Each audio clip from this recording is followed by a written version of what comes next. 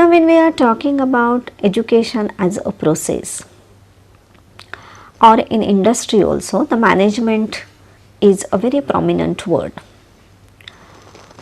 So can we differentiate between the management in education and the management in industry? Considering the concept of management in industry and education, we will look at this as a input, process and output. We will try to understand the difference in the input in education and industry, the processes in education and industry, and the output of education and industry. So let us understand this process. When we are talking about dealing with human being, we have so many inputs. Now this interaction of these different inputs is influenced by the environmental factor and we get the output. So considering the input in the industrial setup, so here we are trying to understand input of industry and education, processes of industry and education, and output of industry and education. So let us consider input in industry. When we are talking about industry, the inputs are our finance, that is money. Then we have machineries which is required for the production. Then we have human beings. Keeping aside the finance, come to the machinery. The machineries are of a different types.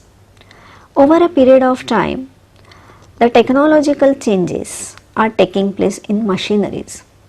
So the machines now which are upgraded or the newly invented machine are focusing on giving the maximum production in a minimum time. So the machines, the quality of machines and the types of machines which are used in the industry are directly influencing to the output, that is the product. Then we have the infrastructure. The infrastructure includes the buildings or other facilities which are available for human beings who are working in that industry. In industry, the buildings are depends on the production units. If it is a production industry or if it is a manufacturing unit, then it requires more space. But if the particular organization is not into the manufacturing, then they may not require that huge building. The another thing which comes is a human resource. In industry, we require people who are working in different sections. I am here focusing on an industrial unit which is responsible for manufacturing something. Now in the manufacturing unit, we have different departments. So people who are working in these different departments, maybe the purchase department, then maybe we have our production unit, we have our marketing unit, we have our sales unit. So people who are working in these different departments are interlinked, because if the purchase department does not complete their purchasing in proper time, the production section cannot start their work. If the production section is unable to produce those many products in a stipulated time period, then your marketing and sales department is going to suffer. So these are the major inputs which we have in an industry. Now besides this, we also have the policy, rather the economic policies of the government which influences directly. Then we have some policies of the organization itself which also can influence the product. Now coming to the inputs in the section of education. Inputs in education system, what we have is the finance, one. Second is the infrastructure. In manufacturing unit, we spoke about the machinery. Now here we are speaking about the infrastructure. The infrastructure in education system is consist of the physical facilities. The physical facilities includes the building and other facilities which are available for the student and teachers. Then within infrastructure we also have certain resources such as our teaching aids, our laboratories and libraries, specifically the books and the journals and other material which are available in the library. Then we have human factor.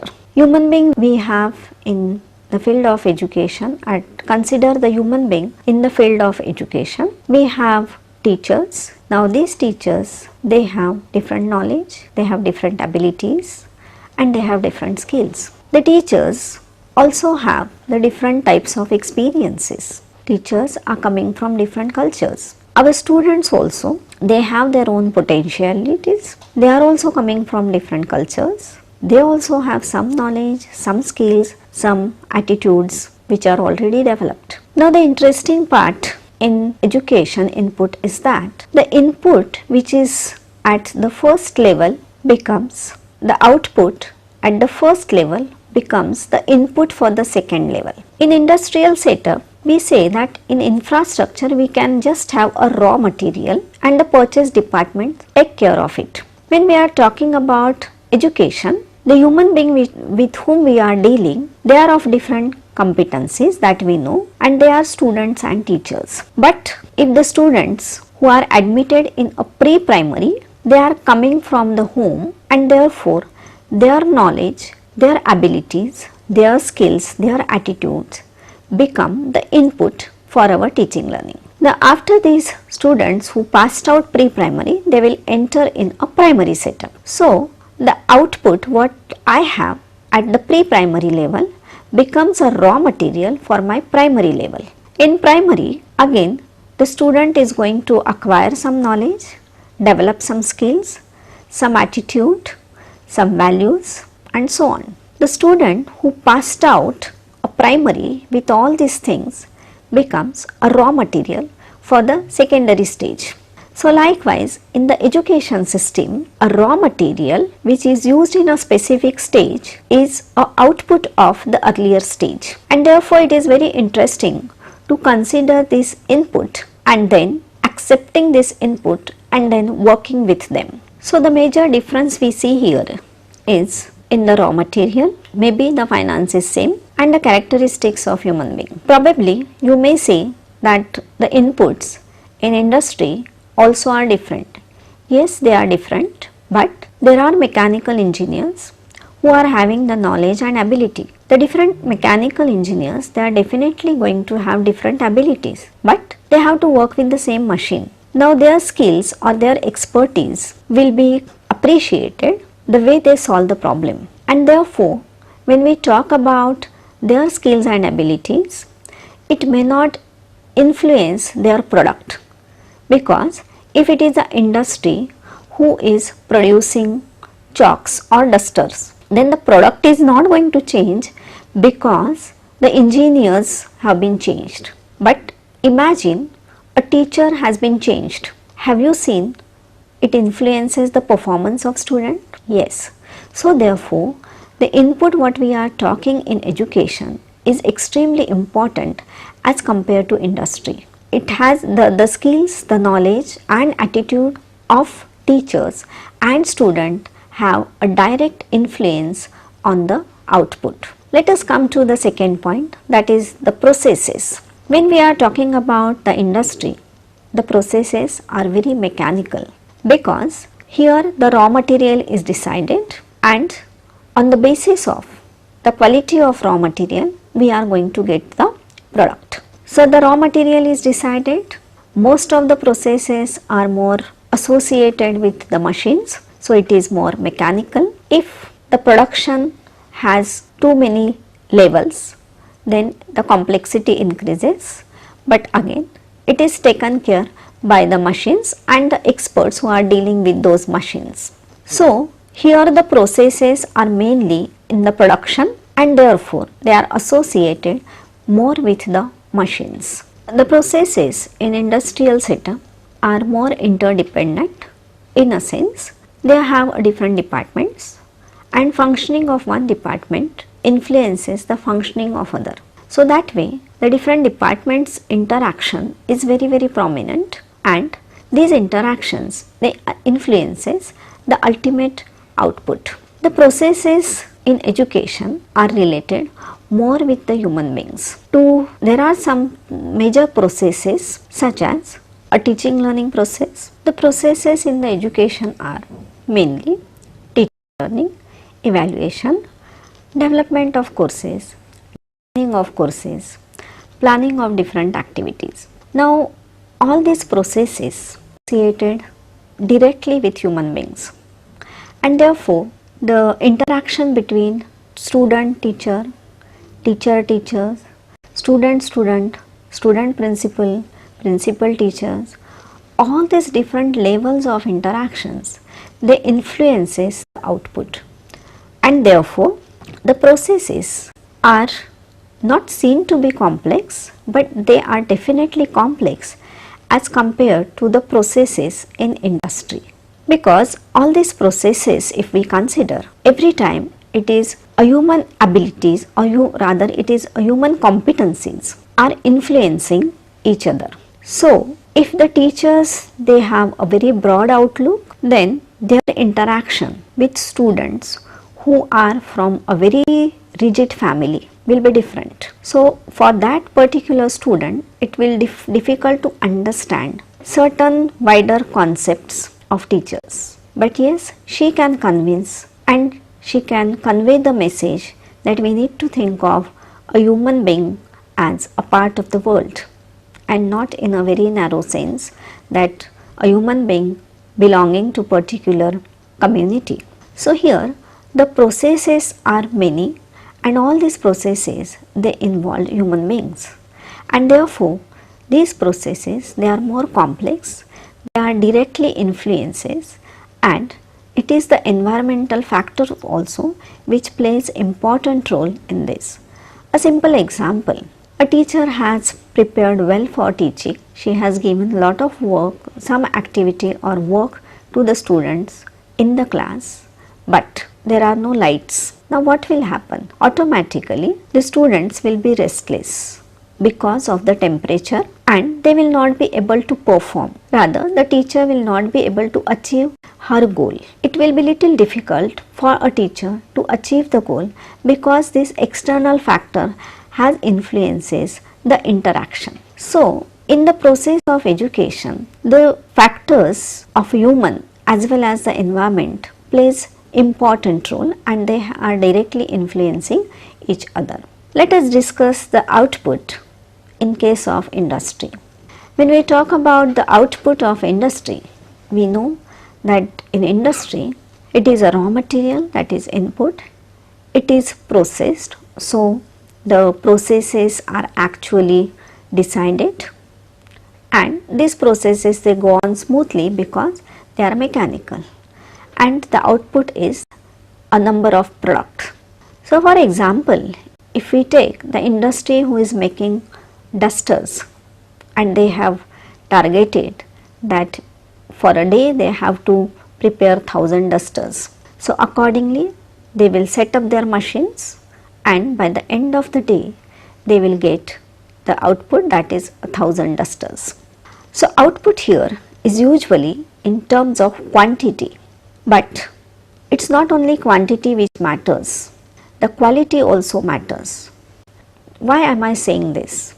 When we go out, so we usually see or we ask shopkeeper that I want particular product. So what all the companies are involved in making this product? We usually take a product, what we nowadays call it as a branded product. Now what is this brand? The brand conveys us the quality. So we always prefer to purchase a watch by Titan rather than any other brand, because the moment we see it is a Titan, we are sure about the quality, and that's why when we are talking about the output, no matter we see it in number, but we also have to think about the quality. And there are industries who are working towards the quality as well as quantity. The parameters of the quality are easily defined, and therefore it is very easy to evaluate the output of the industry. Another important thing is that in industry all the outputs are same. If it is a particular watch, then all the watches will be same. If it is a particular mobile, then all mobiles will be same.